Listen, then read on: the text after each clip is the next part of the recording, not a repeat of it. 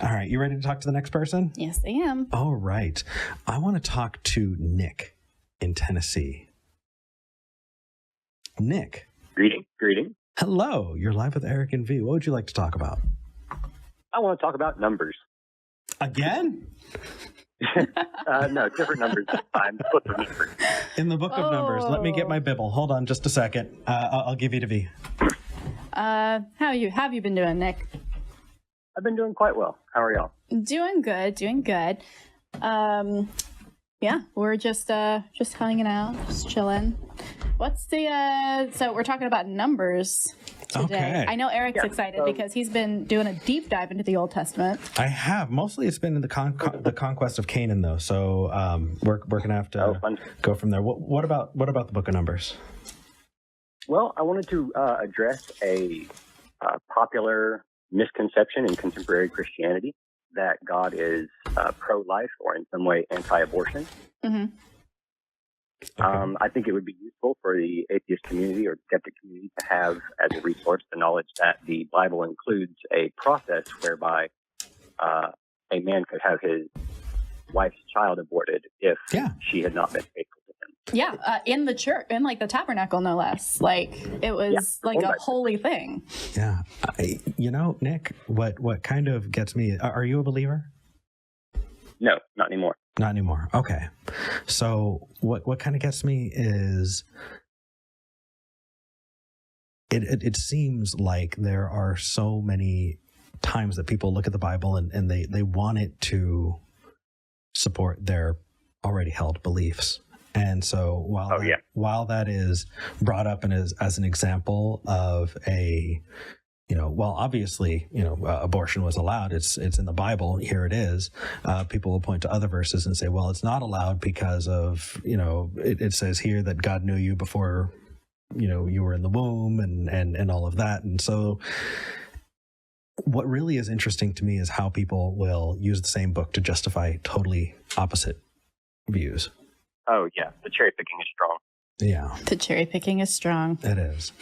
But I wouldn't say it's necessarily a misconception, because for those people who think that they are anti-abortion, and they say that the Bible backs them up, I wouldn't say that it's a misconception for us to believe them at what they're saying, because we're addressing them and what they believe. I don't agree with them that their holy book is true. So, obviously I'm not going to try to invalidate them on that technicality, but meeting them and having that information and saying, well, actually, here's a prescription for abortion in the Bible. It helps. But I wouldn't try to invalidate them, because it's all their beliefs anyway, Okay. Yeah, that's fair. Yeah. It can be very helpful in certain circumstances, for sure, to be like, you think that your book very clearly says one thing. You don't need to ditch that belief and never think about it again when I show you this other verse. But showing them that other verse could start that process of, oh, maybe there are multiple interpretations, or maybe we're focusing on some verses more than others, and why is that? Which was honestly the very first step in my deconversion process, was realizing that there wasn't just one message and not everybody was getting the same one. So I think that it's absolutely something that should be brought up in certain circumstances. But a lot of what we see today in evangelical Christianity is not reflected in the Bible at all. Like, none of it is biblical. They've overlaid a bunch of preconceptions onto the Bible.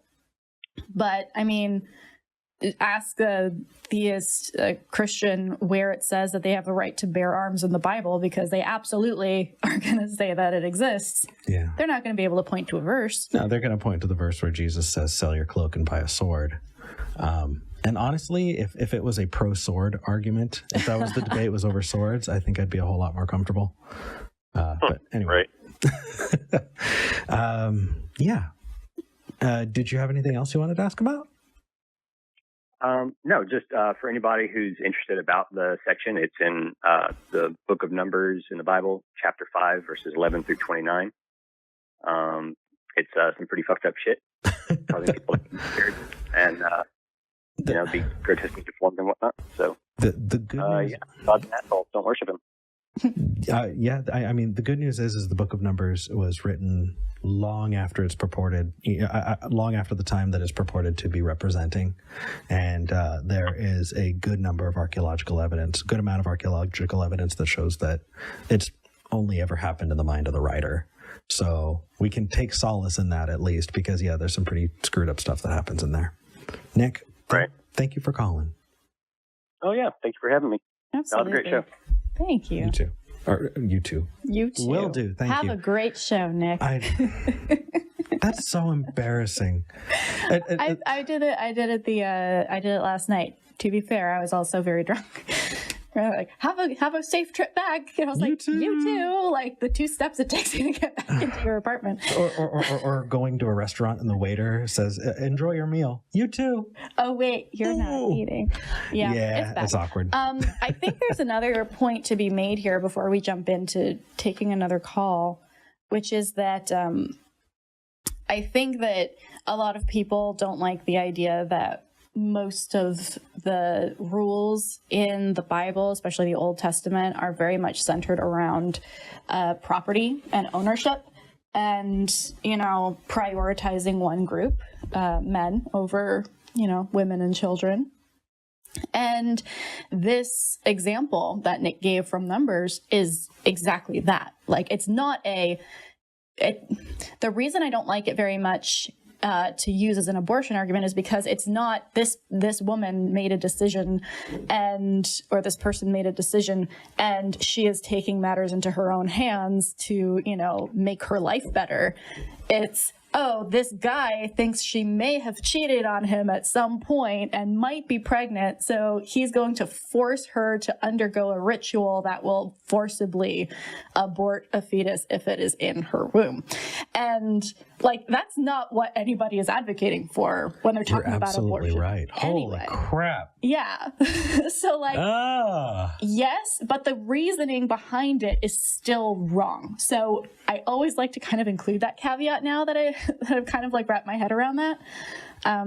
Because nobody is advocating for the ordeal of the bitter water in the 21st century. So that's a really good point. Yeah.